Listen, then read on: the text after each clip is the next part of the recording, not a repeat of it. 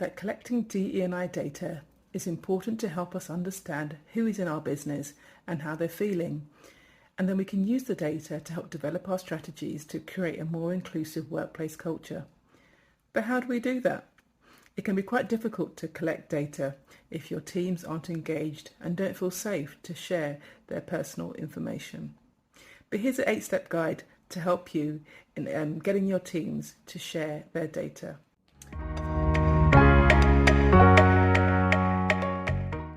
The first step is to identify the purpose and the scope of the diversity data. What do you want to collect and why do you want to collect it? Is this demographic data only with regards to gender, age, sexuality, religion? Or do you want sentiment data to find out how safe your colleagues are feeling and if they have a sense of belonging? But also to decide at that point how you're going to use the data. Will it be to design a strategy going forward? Or will it be to look at your recruitment and understand if you need to create a more diverse workplace? These are two things that you need to start off your DE&I collection process.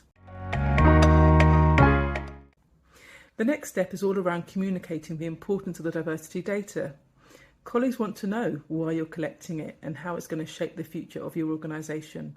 So be transparent and share with them exactly how you're going to be using it. This will also encourage more colleagues to take part and complete their data. So thirdly, ensure confidentiality.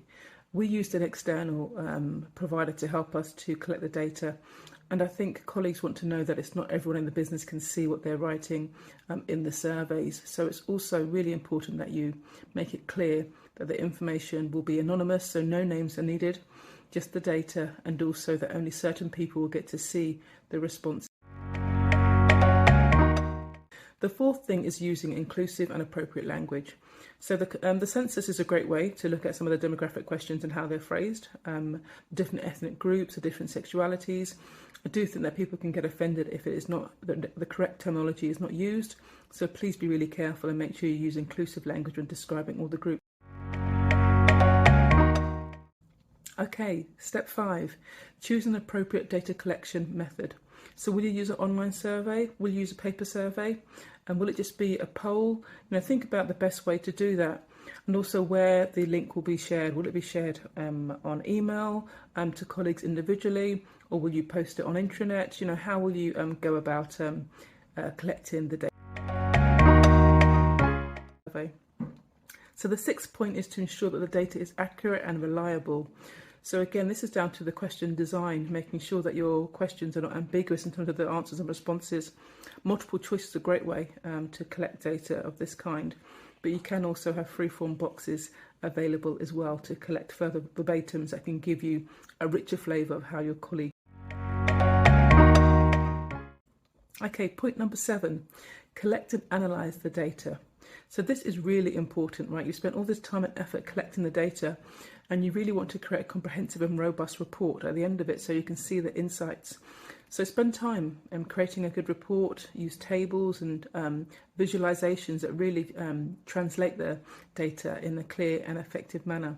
Because the whole purpose was what you set out in the beginning, to use it to help you with your strategy, to look at diversity. And if you don't translate the data correctly, you may get the wrong information. So do allow time and ensure you have professionals who know about translating data to support you with the translation at the end of the survey. Lastly, the 8th point, use the data to inform action. So you set out your objectives in the beginning. At the end, you've got all those insights, all that rich data to help you to make decisions. Well, use it. There's no point in having that data there and just having the report sit on, desks, or people just reading it and not doing anything.